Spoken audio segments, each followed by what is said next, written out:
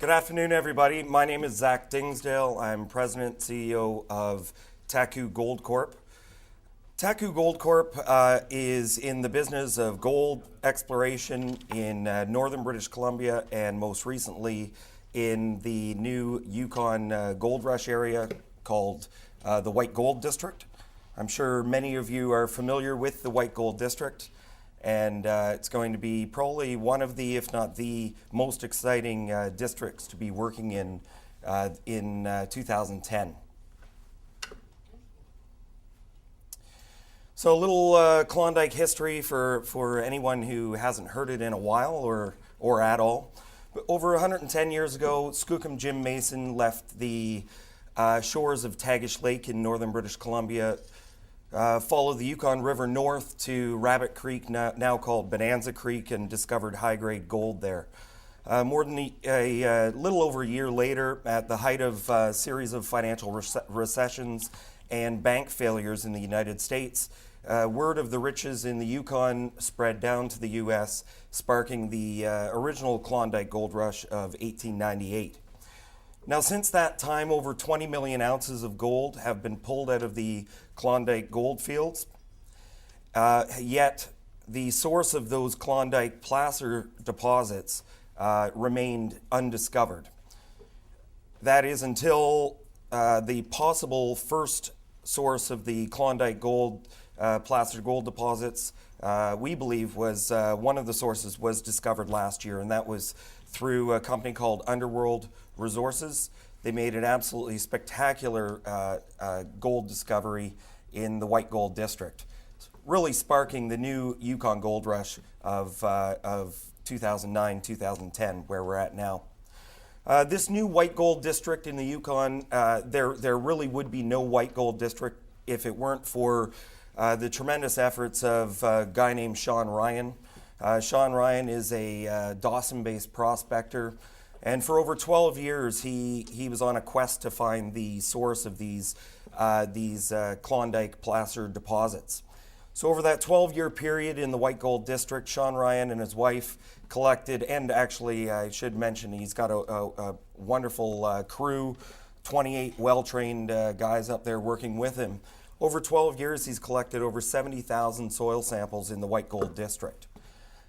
He employs very systematic, modern methods and computerized methods as well, which has allowed him to garnish a better understanding of the White Gold District than any other single person could in this camp. Just in the last few years, he's made some major discoveries. First, about 2 years ago, he did a large soil sampling program on Underworld's White Gold deposit, the Golden Saddle and Arc deposits in the White Gold District. Last year, he did a major soil sampling program on the J.P. Ross and a brand new discovery there as well. Just about a week ago, there was another discovery in the White Gold District by Kaminak Resources, and he has another one called the Lucky Joe. All of this work that Sean Ryan did over the last 12 years earned him the 2009 Prospector of the Year this year in Vancouver at the Roundup. So I'll go into the White Gold District a little bit. I know probably a lot of you have heard a lot of news coming out of Underworld and Kaminak just recently.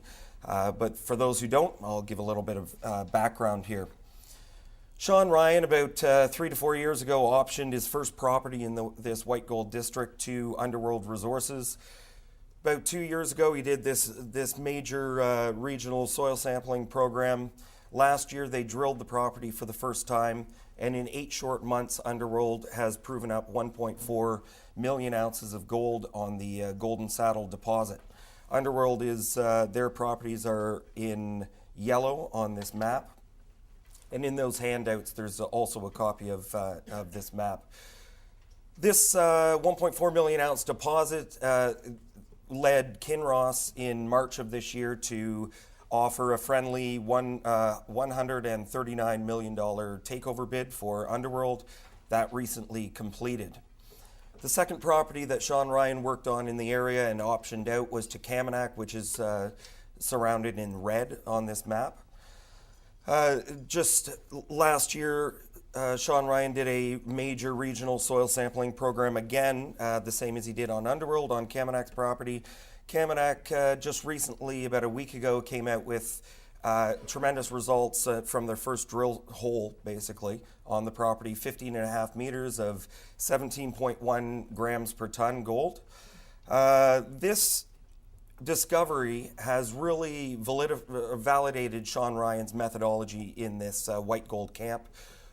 In March of this year, we did a deal with Sean Ryan and on the Dan and the Rosen Butte properties, which are located to the north in black on this map, surrounded in black. So really, Sean Ryan will be doing the same sort of program that he did 2 years ago for Underworld, last year for Kamanak, and this year he'll be conducting a regional soil sampling program. 5,000 soils on the Dan to the north and 5,000 soil samples on the Rosen Butte to the south. Follow that up with trenching and then drilling thereafter. This may not look like a large land package on a small map as this, but it actually constitutes over 1,000 claims, totaling north of 22,000 hectares. So this is a very, very large land package. We've been very fortunate to pick up this land package from the likes of Sean Ryan. So one of the reasons that soil sampling responds so well in this district is this entire white gold district was never glaciated. All of the erosion has been vertical, and so it again responds extremely well to Sean Ryan's methodology of soil sampling. And it's quite interesting. It's basically you soil sample and you drill. It's quite spectacular in that regard. So I'll go over the Dan and the Rosen Butte properties that our exploration efforts will be focused on this year. The Dan property is about 22 to 23 kilometers long, and it covers the northern extension to Kinross's J.P. Ross and Maisie May property. Actually, if you go back to that last slide there, Mike.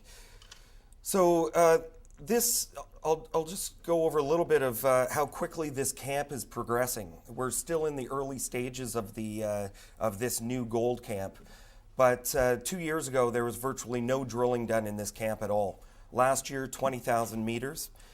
This year in this camp there'll be over 100,000 meters of drilling. So with that, we're expecting numerous new deposits to be found in this white gold camp. Our projects, the Dan property to the north there, that covers a 22 to 23 kilometer extension to Kinross's J.P. Ross property. They'll be drilling 30,000 meters on that J.P. Ross property this year, and we've got the northern extension to this thrust fault that they're focusing their efforts on. And again, the Rosen Butte property to the south, we've got a 2.25 square kilometer soil geochem anomaly on that property, which was discovered by Sean Ryan. We're well located. We're to the north of the camp. We're only 45 kilometers south of Dawson. Everything is brought in by barge on the river, and so the access in the area is actually is quite decent for how far north we are. And the exploration efforts this year, Sean Ryan's crew will be doing the work on our behalf. We'll be doing a total of 10,000 soils, trenching, and then drilling towards the latter part of the year.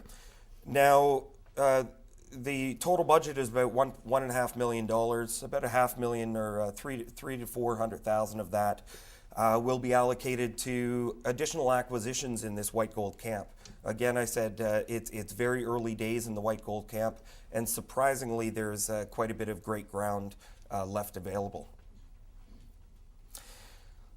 Bit about the Yukon. A lot's been said about the Yukon being the new Nevada for the next 20 or 30 years. There's a lot of great reasons for that. The government in the Yukon is very mining friendly. They've got a secure land tenure and mining act